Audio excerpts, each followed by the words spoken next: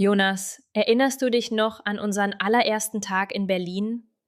Wir standen total überfordert am Alexanderplatz. Oh ja, ich hatte einen super detaillierten Plan auf meinem Handy. Aber dann war plötzlich kein Empfang. Ich wusste nicht mal, wo die nächste Haltestelle ist. Neues Wort. Empfang. Wenn dein Handy ein Signal hat. Beispiel: In der U-Bahn hatte ich keinen Empfang. Ich habe einfach die Karte auf dem Bahnsteig angeschaut und gehofft, dass mein Bauchgefühl stimmt. Und ich stand mit meinem riesigen Koffer mitten im Weg. Alle wollten vorbei. Einer hat sogar Achtung gerufen. Total ernst. Willkommen in Berlin. Niemand lächelt. Aber irgendwie funktioniert alles. Dann habe ich jemanden gefragt: Fährt dieser Zug zum Hauptbahnhof? Und er hat nur genickt, kein Wort gesagt. Ich dachte auch, ich frag besser nicht. Alle wirken immer so beschäftigt. Neues Wort. Wirken. So erscheinen oder aussehen. Beispiel: Die Leute in der U-Bahn wirken oft gestresst. Und dann war da dieser Moment, wo wir in die Bahn eingestiegen sind. Und natürlich in die falsche Richtung. Typisch. Wir sind 3 Stationen gefahren, bevor wir es gemerkt haben. Ich dachte, die Stationen klangen komisch. Ich habe gesucht und gegoogelt, aber kein Internet, kein Plan. Neues Wort. Station. Ein Halt bei Bus oder Bahn. Beispiel: Ich steige an der nächsten Station aus. Als wir ausgestiegen sind, haben wir den gleichen Bahnsteig genommen, nur auf der anderen Seite. Und plötzlich ging alles besser. Da haben wir gemerkt, man muss einfach mal losfahren. Dann lernt man. Oder man fragt vorher einen Berliner. Obwohl, die sind manchmal auch keine Hilfe. Aber das war unser Start ins Großstadtleben. Total chaotisch, aber irgendwie schön. Und ehrlich gesagt, ich liebe das heute. Diese kleinen Momente, die man später nicht vergisst. Ich auch. Heute lache ich drüber, aber damals war ich kurz vorm Weinen. Neues Wort. Kurz vorm Weinen. Fast am Weinen sein. Emotional. Beispiel: Ich war kurz vorm Weinen, als ich mich verlaufen habe. Aber hey, wir sind angekommen. Und jetzt erzählen wir die Geschichte in einem Podcast. Das ist doch was. Nach diesem ersten Chaos wollten wir natürlich alles besser machen. Also habe ich mir die BVG-App runtergeladen. Neues Wort. Runterladen. Etwas aus dem Internet auf dein Gerät holen. Beispiel: Ich habe die Fahrplan-App runtergeladen. Genau. Und ich dachte, jetzt bin ich Profi. Aber dann kam die Straßenbahn. Und ich stand an der falschen Haltestelle. Ich kenne das. Ich habe mal 20 Minuten auf die M10 gewartet, bis ich gemerkt habe, dass sie auf der anderen Straßenseite hält. Neues Wort: Haltestelle. Der Ort, wo Bus oder Bahn hält. Beispiel: Die Haltestelle ist direkt vor dem Supermarkt. Und weißt du, was ich auch erst lernen musste? Dass es in Berlin fast überall verschiedene Tickets gibt. Kurzstrecke, Einzelfahrt, Tagesticket, alles verwirrend. Ich habe mal das falsche Ticket gekauft und der Kontrolleur war gar nicht begeistert. Oh nein, wie viel musstest du zahlen? 60 Euro. Ich wollte erklären, dass ich neu bin, aber er hat nur gesagt, Unwissenheit schützt vor Strafe nicht. Klassiker. Und alle anderen Fahrgäste haben dich natürlich angeschaut, oder? Wie bei einem Theaterstück. Ich war die Hauptfigur. Nur leider kein Held. Neues Wort. Strafe. Wenn man für einen Fehler bezahlen muss. Beispiel: Ohne gültiges Ticket bekommt man eine Strafe. Seitdem checke ich immer doppelt, ob ich das richtige Ticket habe. Ich auch. Und weißt du was? Ich habe sogar gelernt, die Durchsagen in der U-Bahn zu verstehen. Naja, meistens. Die mit der blechernen Stimme? Ich verstehe da oft nur Bahnhof. Neues Wort. Ich verstehe nur Bahnhof. Ein Ausdruck, wenn man gar nichts versteht. Beispiel: Bei komplizierten Durchsagen verstehe ich nur Bahnhof. Aber das ist das Gute. Man lernt jedes Mal was Neues. Auch wenn es manchmal wehtut oder teuer ist. Eine Woche später war ich total stolz, dass ich allein mit dem Bus fahren konnte. Ich dachte, ich habe alles verstanden. Ja, das dachte ich auch mal, bis ich beim Busfahrer mit Karte zahlen wollte. Er hat nur gelacht und gesagt, nur Bargeld. Neues Wort. Bargeld. Echtes Geld, das man in der Hand hat. Beispiel: Der Busfahrer nimmt nur Bargeld. Und ich stand da mit meinem Handy und meiner Karte, keine Chance. Ich musste aussteigen und einen anderen Bus nehmen. Ich hatte mal ein Missverständnis mit der Linie. Ich dachte, der Bus fährt eine Schleife und zurück, aber er fuhr einfach weiter ins Nirgendwo. Neues Wort. Missverständnis. Wenn man etwas falsch versteht. Beispiel: Das war ein großes Missverständnis mit der Bußroute. Ich bin in einem kleinen Dorf gelandet, wo es nur Kühe gab. Kein Netz, keine Menschen, nur Kühe. Das klingt fast wie ein Abenteuerurlaub. Abenteuer ja, aber ohne Plan. Ich musste zu Fuß zur nächsten S-Bahn-Station laufen. Eine halbe Stunde. Ich hätte panisch mein Handy gecheckt und dann enttäuscht festgestellt, dass es keinen Empfang gibt. Genau das ist passiert. Und der Akku war fast leer. Seitdem habe ich immer eine Powerbank dabei. Neues Wort. Akku. Die Batterie im Handy oder Laptop. Beispiel: Mein Akku war fast leer. Und weißt du, was ich daraus gelernt habe? Sag's mir. Immer vorher den Fahrplan prüfen. Und nie davon ausgehen, dass der Bus wieder zurückkommt. Klingt simpel, ist aber Gold wert. Neues Wort. Gold wert. Sehr wichtig oder hilfreich. Beispiel: Diese Erfahrung war Gold wert. Man merkt, dass wir echte Öffi-Profis geworden sind, nach all den Fehlern. Tja, wer viel fährt, lernt viel. Auch wenn der Weg manchmal über eine Kuhweide führt. Weißt du noch diesen Tag, als wir dachten, wir kommen pünktlich zu Lenas Geburtstag?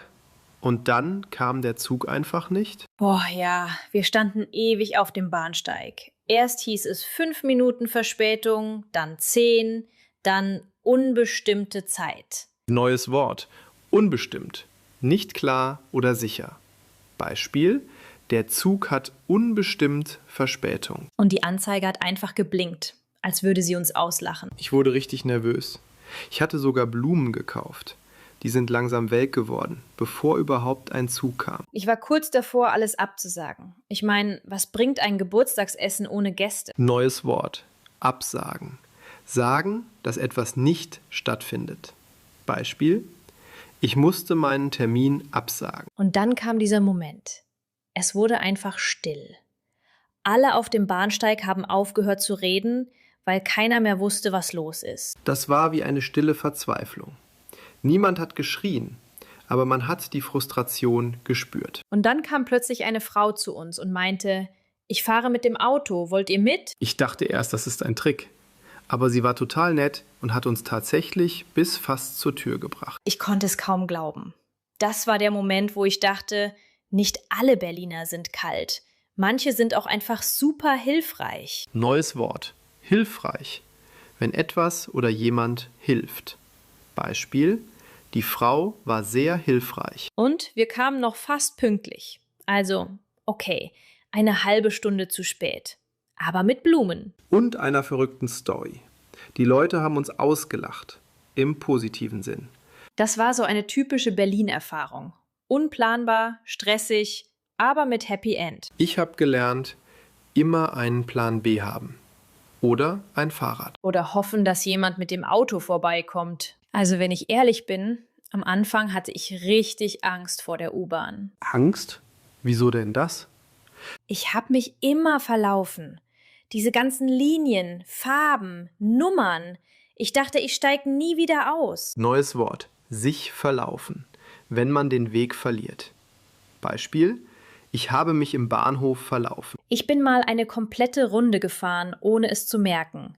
Ich dachte, komisch, der Bahnhof sieht genauso aus wie vor 20 Minuten. Hahaha.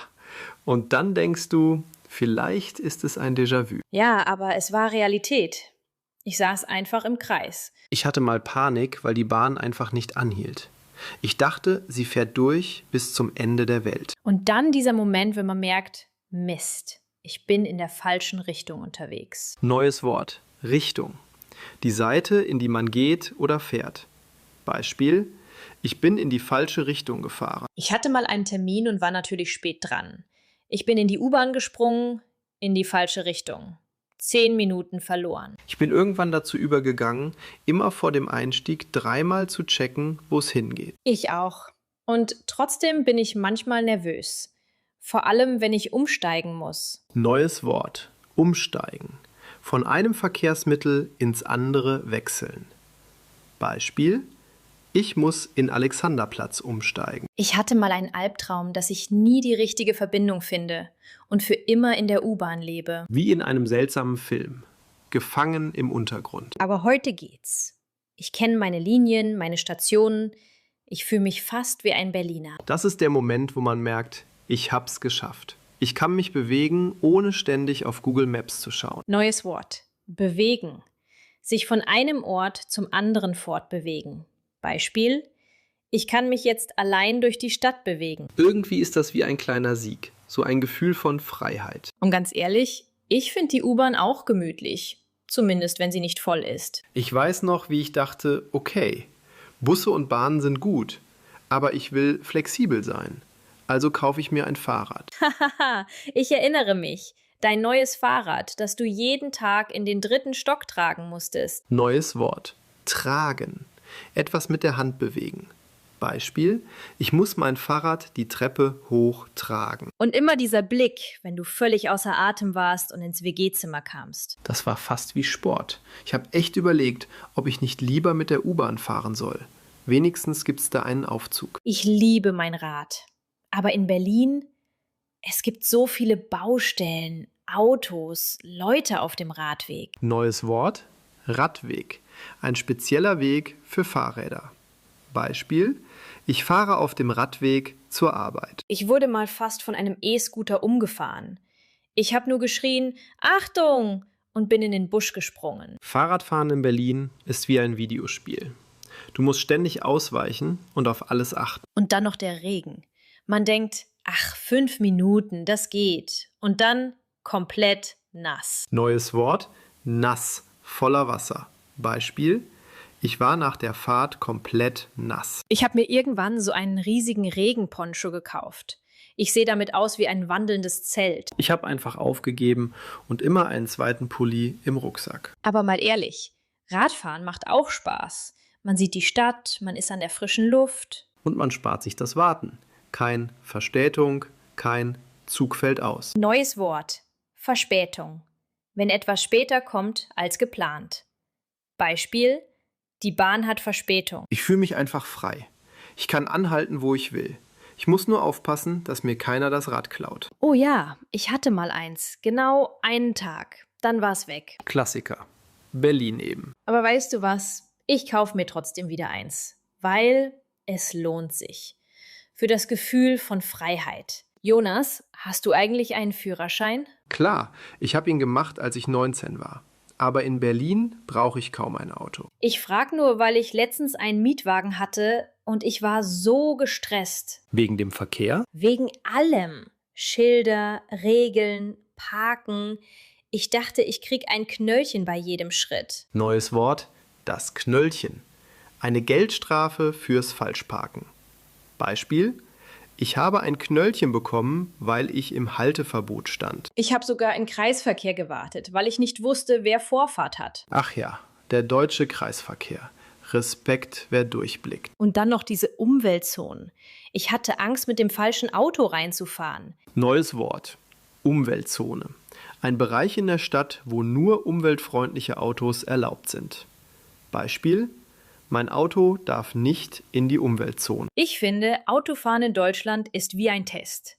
Wer kennt alle Regeln und bleibt dabei ruhig? Ich hatte mal ein Auto mit Schaltgetriebe. Weißt du, wie oft ich an der Ampel abgesoffen bin? Neues Wort. Absaufen. Wenn der Motor ausgeht, weil man falsch schaltet. Beispiel: Mein Auto ist an der Ampel abgesoffen. Ich habe mich gefühlt wie in der Fahrschule. Jedes Mal Herzklopfen. Und dann noch die deutschen Autobahnen. Keine Geschwindigkeitsbegrenzung. Da kriegt man echt Respekt. Ich war einmal Beifahrer bei meinem Onkel. 210 Kilometer pro Stunde. Ich habe nur gebetet. Und trotzdem, es ist irgendwie beeindruckend, wie geordnet alles ist. Jeder fährt rechts, überholt links. Neues Wort. Überholen. Schneller fahren als jemand anderes. Beispiel: Ich überhole auf der linken Spur. Weißt du, was ich gelernt habe? Autofahren in Deutschland funktioniert. Aber nur, wenn man wach, ruhig und vorbereitet ist. Oder man fährt einfach Fahrrad. Oder Bus. Oder Bahn. Oder man bleibt zu Hause und bestellt Pizza. Auch ein guter Plan. Weißt du, Jonas, wenn ich über all diese Verkehrsmittel nachdenke, Bus, Bahn, Fahrrad, Auto, dann merke ich, wie viel ich in den letzten Jahren gelernt habe. Total. Am Anfang dachte ich, alles wäre kompliziert. Aber irgendwann fängt man an, das System zu verstehen. Neues Wort. Das System. Die Art und Weise, wie Dinge organisiert sind. Beispiel: Das deutsche Verkehrssystem ist gut organisiert. Ich habe gelernt, wie wichtig es ist, flexibel zu sein. Manchmal ist die Bahn zu spät, manchmal regnet's und man muss trotzdem irgendwie ankommen. Und manchmal ist es okay, einfach umzukehren und einen Kaffee trinken zu gehen. Neues Wort. Umkehren. Zurückgehen oder den Weg ändern. Beispiel: Ich bin umgekehrt, weil der Bus nicht kam. Weißt du, was ich am meisten mag? Dass man immer etwas zu erzählen hat. Jede Fahrt ist irgendwie ein kleines Abenteuer. Stimmt, ich habe so viele Gespräche im Bus geführt. Und ich habe gelernt, wie man Fahrradreifen flickt. Selbstständig sein. Das gehört irgendwie dazu. Neues Wort. Selbstständig. Dinge alleine machen können. Beispiel: Ich bin jetzt selbstständig unterwegs in der Stadt. Und wir vergessen manchmal, viele Leute kommen nach Deutschland und müssen sich komplett neu orientieren. Verkehr, Regeln, Sprache. Genau deshalb machen wir diesen Podcast, damit andere nicht so lange suchen müssen wie wir. Wenn wir jemandem helfen konnten, auch nur ein bisschen, dann hat sich alles gelohnt. Also, wenn euch diese Folge gefallen hat, Dann lasst ein Like da und abonniert unseren Kanal. und erzählt es euren Freunden, die auch Deutsch lernen. Danke fürs Zuhören. Bis zur nächsten Folge. Macht's gut und kommt gut an.